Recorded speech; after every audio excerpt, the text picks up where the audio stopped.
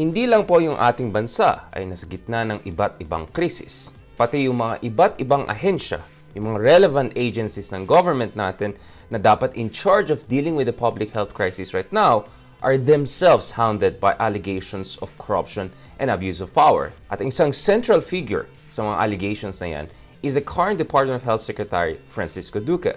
But the DOH Secretary seems to be confident. Sa gitna ng calls for his resignation month after month for supposed mishandling of the crisis and other kinds of allegations of corruption, naalala nyo, ito yung sinabi ni Secretary Duque, I serve at the pleasure of the President. So mukhang close sila ni Pangulong Duterte. And he seems still confident that the recent task force investigation into allegations of corruption within PhilHealth would not adversely affect his career trajectory or his political faith. With the Department of Justice conducting its own investigation, which will be released by September 14, ito yung sinabi ni Secretary Duque. Antayin natin yung resulta ng investigasyon. At mukhang kampante si Secretary Duque that the report by the Department of Justice will not put him in negative light. Ayon sa kanya, alam naman ninyo na dati na akong naging kalihim. Ito ay pangalawang beses kumbaga. What else do I have to prove? Wala naman, trabaho lang para sa bayan at para din makatulong maging tagumpay ang administrasyon ni Pangulong Duterte. Of course, the DOH Secretary was referring to his close relationship with the President, the fact that he has served this President in different positions and also previous presidents, particularly the GMA administration. And that seems to make him very confident, even though the Senate is pushing for potential filing of criminal charges against him, and the Department of Justice is conducting a very serious investigation into the PhilHealth mess. Ano ba talaga itong close relationship between Secretary Duque and President Duterte? Ayon sa presidential spokesman, si Presidente naman po ay nagtitiwala pa rin kay Secretary Duque. Pero antayin po natin ang rekomendasyon ng task force dahil kung meron din ganyang rekomendasyon ng task force, ay rerespeto na naman ng Presidente ang rekomendasyon. Nagtitiwala pa rin si Pangulong Duterte kay Secretary Duque. And let's not forget that Harry Roque, the presidential spokesman, also emphasized that President Duterte is not only close with the current Department of Health Secretary, but perhaps even closer to the brother of the Department of Health Secretary. Back in June, ito yung sinabi ni presidential spokesman Harry Roque. He, meaning President Duterte, is very close to the brother of Secretary Duque, Attorney Gons Duque.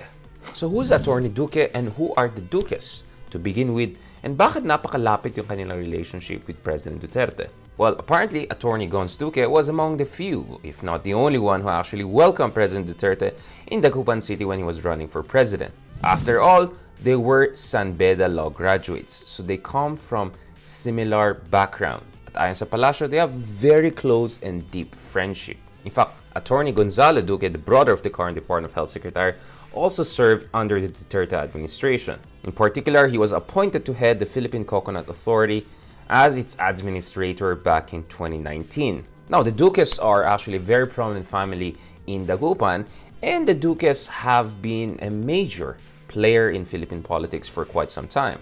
And the Duques are actually close also to the Macapagal Arroyos. Well, actually, Duque's father, Fracisco Duque Jr., served also in top positions of government under the Macapagal administration. He was the president of the Philippine Medical Association and later on appointed Secretary of Health by President Justado Macapagal. He resigned from the cabinet in 1963 and he successfully ran for governor of Pangasinan, with no less than President Justado Macapagal actually campaigning for him. He served as governor of the province from 1964 to 1967. So later on, the younger Duque served also for the younger Macapagal. He was the Secretary of Health of President Macapagal Arroyo, a position which he held from 2005 to 2009. And he actually also served as chairman of the Civil Service Commission, a position that he held way into the Benigno Aquino administration. And Secretary Duque actually had a different position before he became the Department of Health Secretary under President Duterte. In particular, he became the chairman of the Government Service Insurance System, another major government agency that has been hounded by allegations of corruption. His term in GSIS actually ended quite abruptly in March 2017 when he replaced Pauline Ubial as the Department of Health Secretary. Meantime, his brother, Gonzalo Duque, was appointed as the Commissioner of the Social Security Commission in 2016. So the Duques have been quite a regular staple in the Macapagal administrations, the father and daughter, And also, under President Duterte, the Duque brothers have served in different and important positions of the government. These are the ties that bind.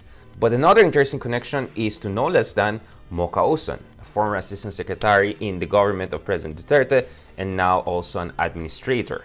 And most of all, she's known as one of the staunchest and most prominent supporters of the president on social media. Well, mukhang close actually ang mga Duques and Mocha Uson's family. In several of his columns for the Sunday Punch, which has been described as Pangasinan's news leader, Attorney Duque actually described Mocha Uson as his parang inaanak, baptismal goddaughter. So in a way, parang godfather ni Mocha Uson ang mga Duques. In fact, the Duques have been close to the parents of Mocha Uson, the late Judge Oscar Uson, and Mocha Uson's mother, Dr. Esterelita Uson.